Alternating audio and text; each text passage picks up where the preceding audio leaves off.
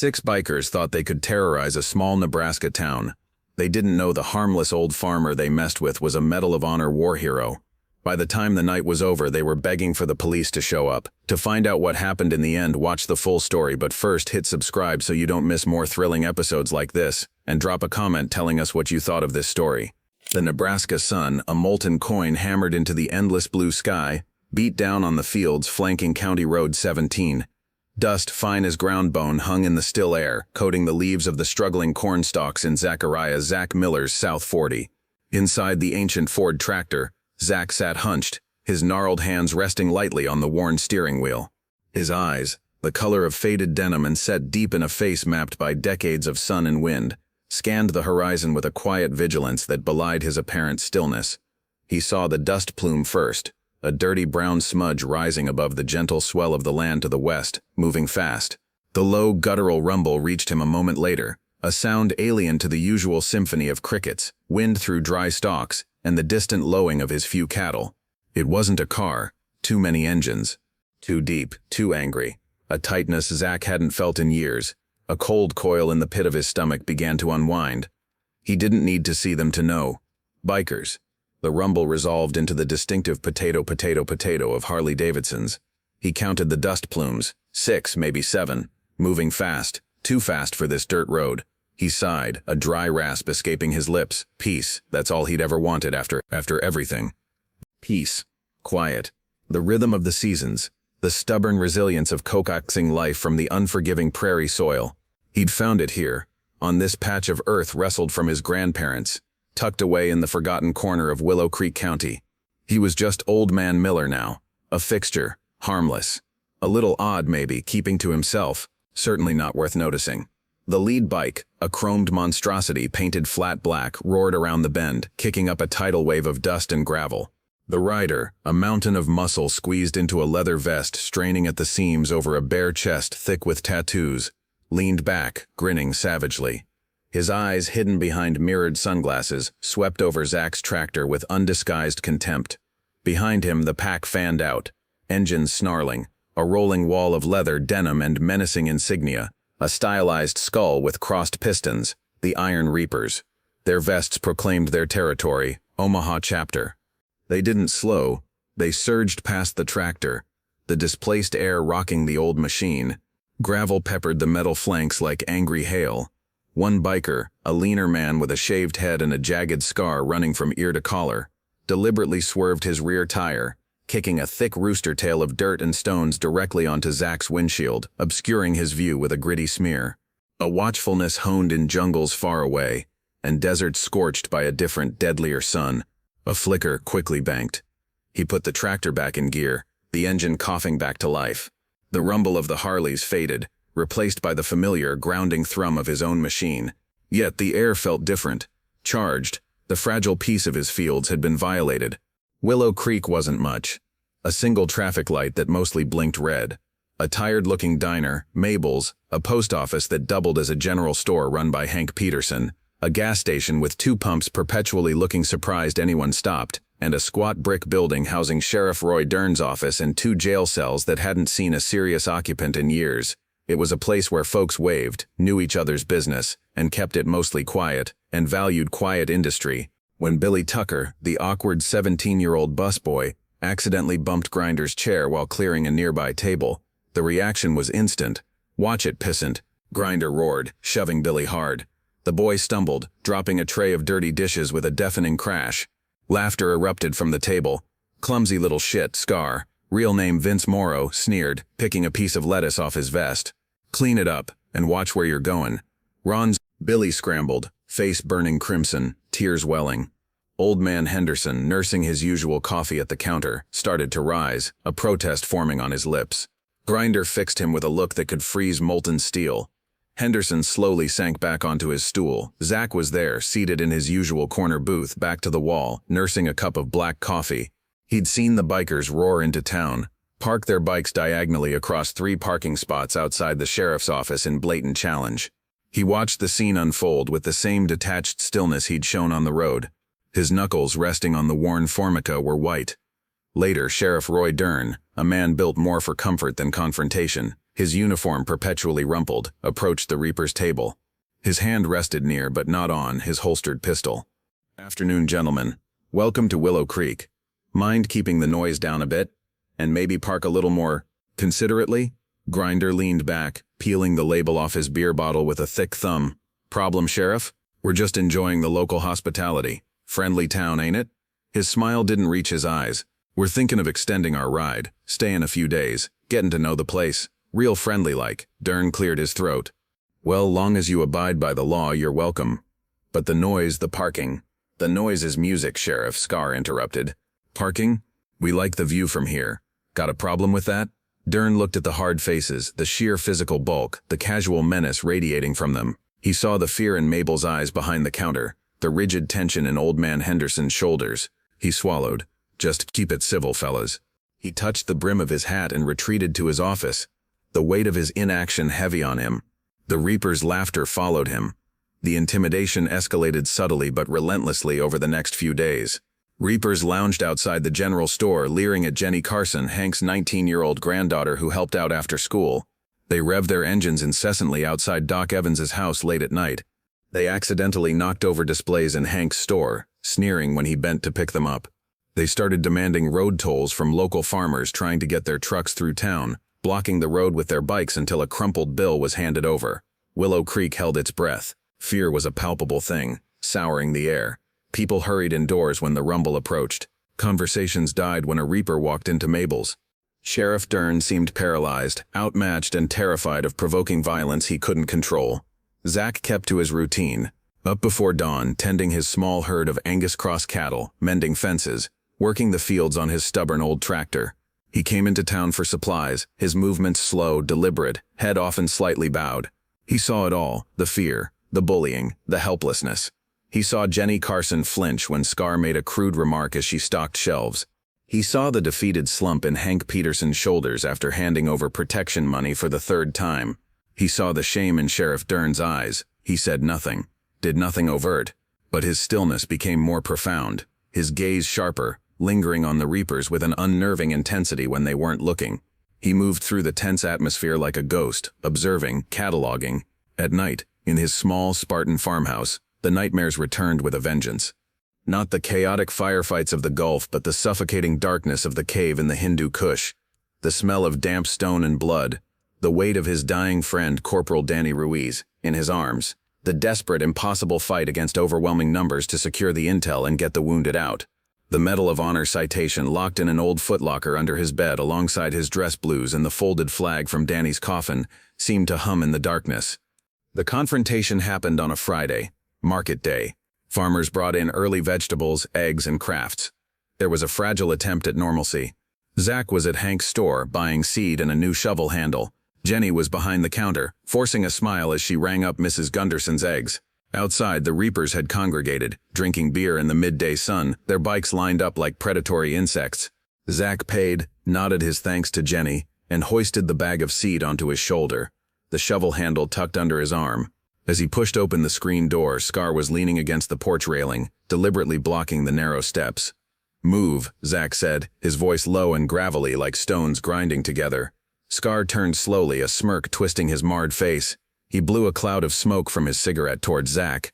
"Or what, old-timer? Gonna whack me with that stick?" He gestured dismissively at the shovel handle. The other Reapers chuckled, watching the entertainment. Zach didn't react to the smoke. He just stood there, the bag heavy on his shoulder, his gaze fixed on a point somewhere beyond Scar. "Step aside, son." "Son," Scar laughed, a harsh bark.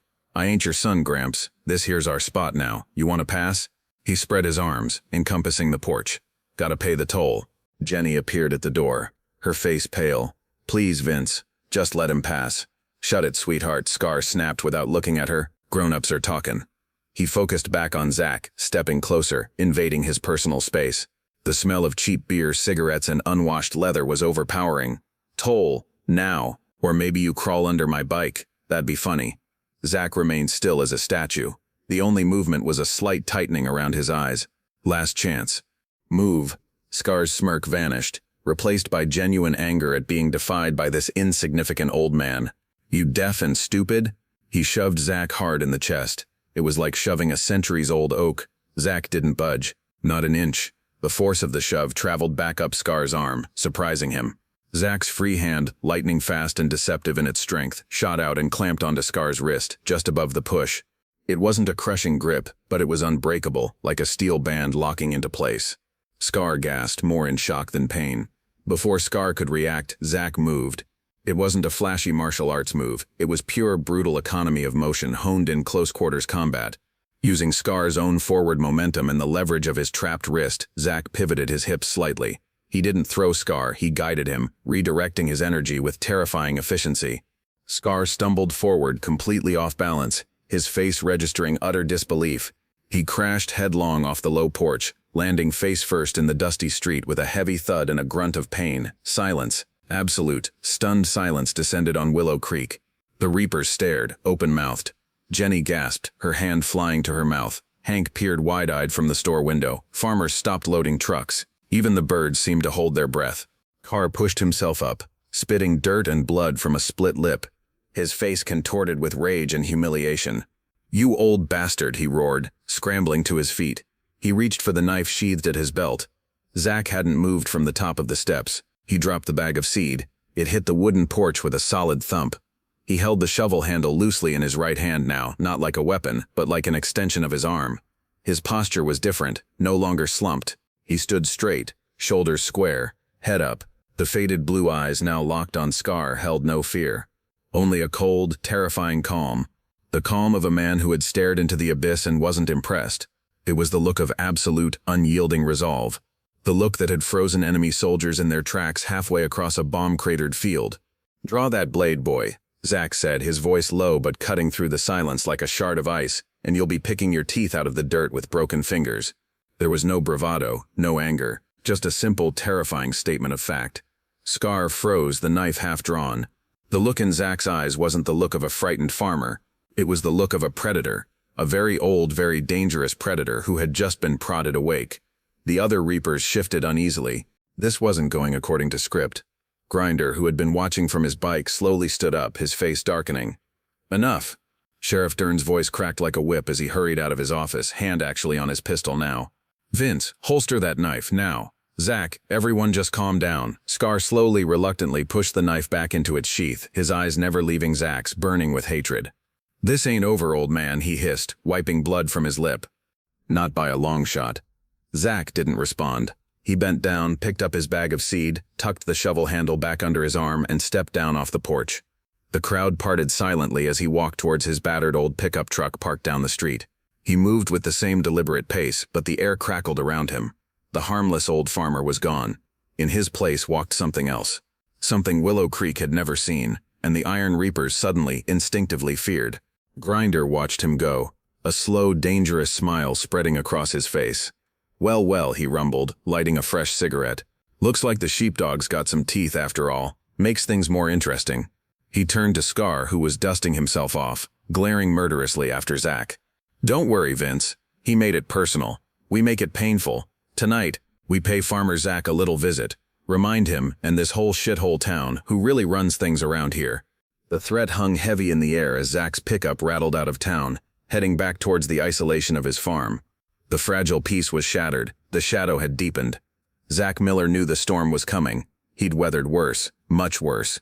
He drove home, the image of Danny Ruiz's face flashing in his mind, replaced by the terrified faces of Jenny, Hank, the people of Willow Creek. The quiet retirement was over. The farmer was going back to war. The rumble arrived just after midnight. Not the casual roar of earlier transits, but a purposeful, snarling advance. 6 headlights cut through the darkness, converging on the lone farmhouse at the end of the dirt track. They killed the engines 100 yards out, the sudden silence profound and menacing. Grinder, Scar, and 4 other Reapers dismounted. Pulling lengths of pipe, a chainsaw one of them had borrowed from Hank's store, and heavy flashlights. Their intent was clear, terror and destruction. "All right," Grinder whispered, his voice thick with anticipation. "Scar, Deuce, take the barn, trash it, smash whatever. Let's see how he likes his livelihood ruined. Tiny, Razor, the tractor. Drain the oil, sugar the gas tank, smash the windows. Me and Bull, we pay Gramps a house call, wake him up real good. He hefted a heavy tire iron. Remember, make it hurt, make him beg. Then we torch the bastard's fields on the way out." Message delivered. They split up, moving with predatory confidence through the moonlit yard, their boots crunching on gravel. Grinder and Bull, a hulking brute with a shaved head, approached the farmhouse porch. The windows were dark. Inside, Zach stood in the kitchen, not in pajamas but in worn denim and a flannel shirt. He wasn't sleeping. He'd been waiting. A cold cup of coffee sat on the table. On the worn linoleum floor beside him lay the open footlocker. He wasn't looking at the Medal of Honor. He held his old service-issue M1911.45 pistol, the weight familiar and comforting in his hand. He checked the magazine with a smooth, practiced motion, chambered around, safety off. He slid it into the waistband at the small of his back, hidden by his shirt. Then he picked up the shovel handle, not the new one, but an old stout piece of hickory he kept by the door. Outside, Scar and Deuce kicked open the barn door. "Hello, moo cows," Scar yelled, flicking on his powerful flashlight, sweeping the beam over the startled cattle. Deuce revved the chainsaw, the sudden, vicious snarl echoing in the confined space, panicking the animals. At the tractor, Tiny swung a heavy pipe against the Ford's windshield, shattering it instantly. Razor laughed, unscrewing the oil cap. Grinder stepped onto the porch. "Wakey, wakey, old man," he bellowed, slamming the tire iron against the front door. The wood splintered around the lock. One more kick, and the door burst open. Grinder and Bull surged inside, flashlights cutting beams through the dark living room. It was empty. "Playing hide and seek?" Grinder growled, stepping further in. Bull moved towards the kitchen doorway. Zach moved like smoke. He hadn't been in the living room, he'd been in the short hallway just beyond the kitchen door. As Bull's silhouette filled the kitchen doorway, Zach struck. The shovel handle whipped out, not at Bull's head but at the back of his knee, the peroneal nerve. It was a precise, crippling blow. Bull gasped, a sound of pure agony, and collapsed like a sack of potatoes, his flashlight clattering away, his leg useless. Grinder spun, flashlight beam swinging wildly. "Bull, what the?" Zach was already moving, flowing out of the shadows. He didn't make a sound. His boot hooked behind Grinder's ankle while his palm slammed into the biker's chest in a vicious push-pull motion. Grinder, off balance and startled, crashed backwards over Bull's writhing form, hitting the floor hard, the tire iron flying from his grasp. Outside, the chaos escalated. Scar was gleefully smashing feed bins with his pipe when a shadow detached itself from the deeper darkness near the tack room. "Zach, how?" Scar barely had time to register before the shovel handle cracked against his wrist. Bone snapped audibly. Scar screamed, dropping the pipe, clutching his shattered wrist. Deuce, startled by Scar's scream, turned, raising the chainsaw. Zach was already inside his guard. A brutal elbow strike to the solar plexus drove the air from Deuce's lungs in a whoosh. As he doubled over, gasping, Zach brought the shovel handle down in a short, sharp arc across the back of his neck. Deuce crumpled, the chainsaw sputtering and dying as it fell from his limp hands. The sounds of struggle from the house and barn alerted Tiny and Razor at the tractor. "What the hell?" Razor muttered, drawing a knife. They saw Zach step out of the barn, silhouetted against the moonlit yard. He held only the shovel handle, slick with Scar's blood. He walked towards them, not running, not hesitating. The calm was gone, replaced by a terrifying, focused intensity. This wasn't defense anymore. This was elimination. "Get him!" Tiny yelled, charging with his pipe raised high. Zach sidestepped the wild swing with contemptuous ease. As Tiny overbalanced, Zach drove the butt end of the shovel handle straight up into Tiny's diaphragm. Tiny gagged, eyes bulging, and dropped to his knees. Razor lunged with the knife. Zach deflected the thrust with a sharp downward strike of the handle against Razor's forearm, then reversed the motion, cracking the wood across Razor's temple. Razor staggered, dazed. It was over in less than a minute.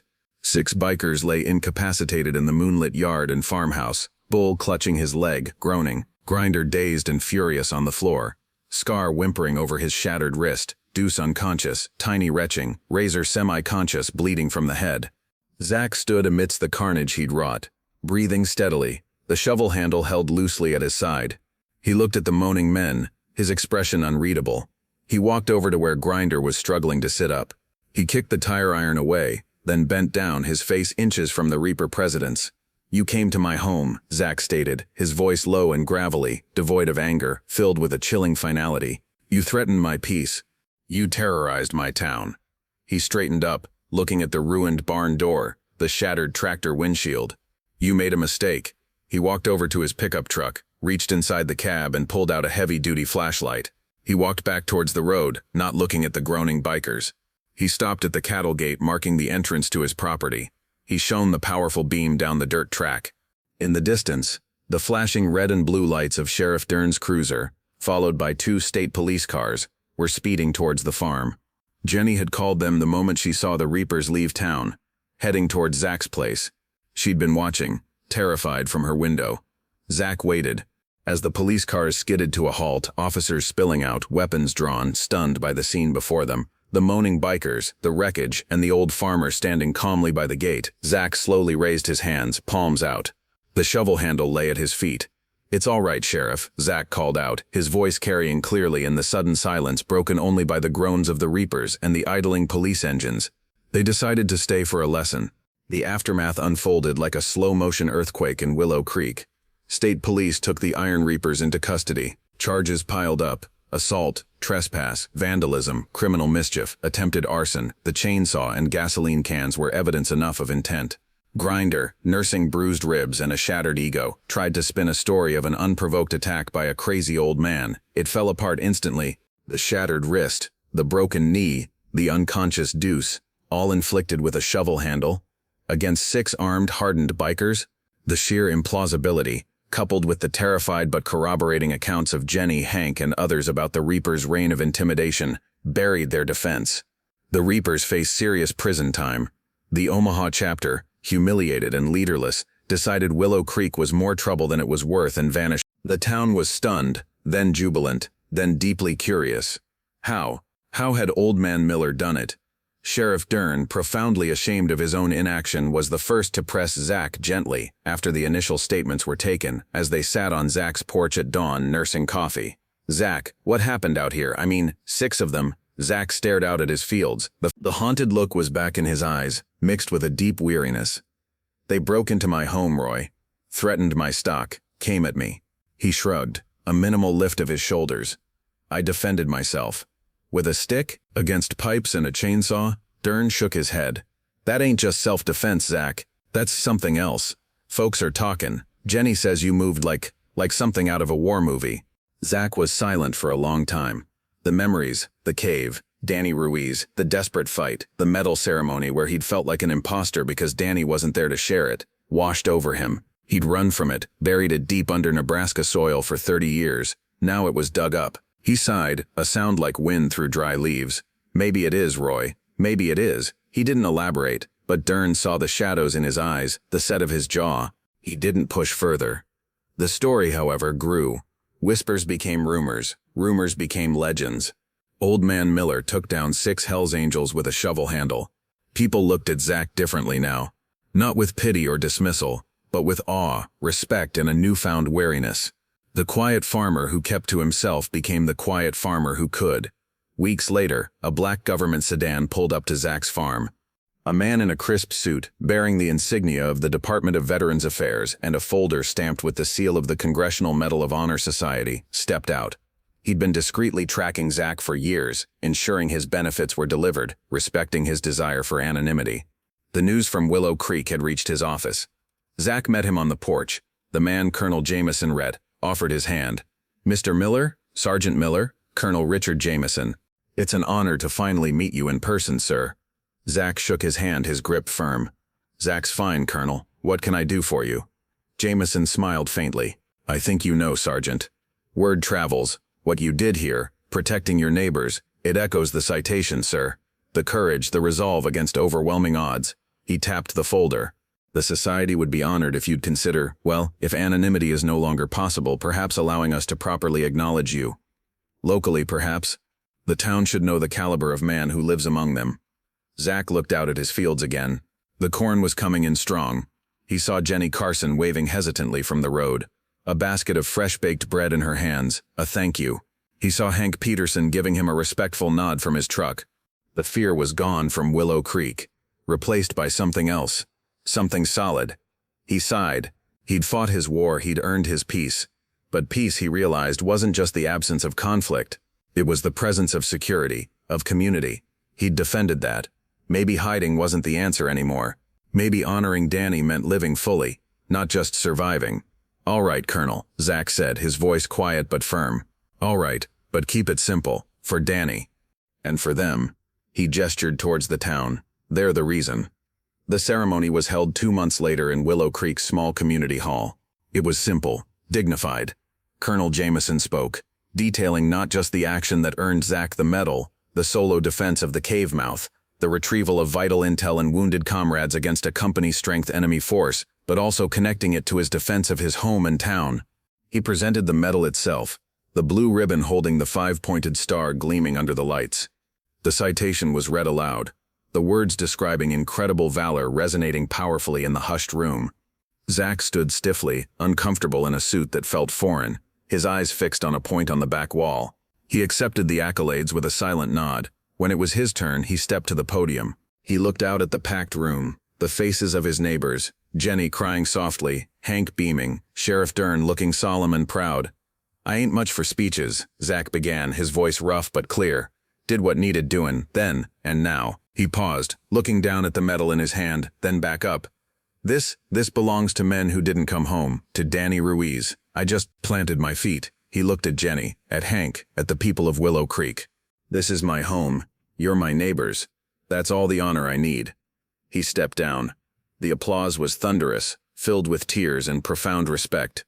He wasn't just Old Man Miller anymore. He was Zach Miller, farmer, neighbor, Medal of Honor recipient, the quiet man who stood his ground. He walked back to his seat, head slightly bowed again, but the weight on his shoulders felt different, lighter, somehow. He'd finally laid down one burden by picking up another, the burden of recognition, but also the mantle of belonging. He was home, truly home. And as he drove back to his farm later, the medal tucked safely away once more. The only rumble was the familiar thrum of his old pickup, and the only things he planned to confront were stubborn weeds and the endless resilient sky above his fields. The farmer had returned, but the hero finally was at peace. If you like this episode, please like, share, and subscribe to our channel.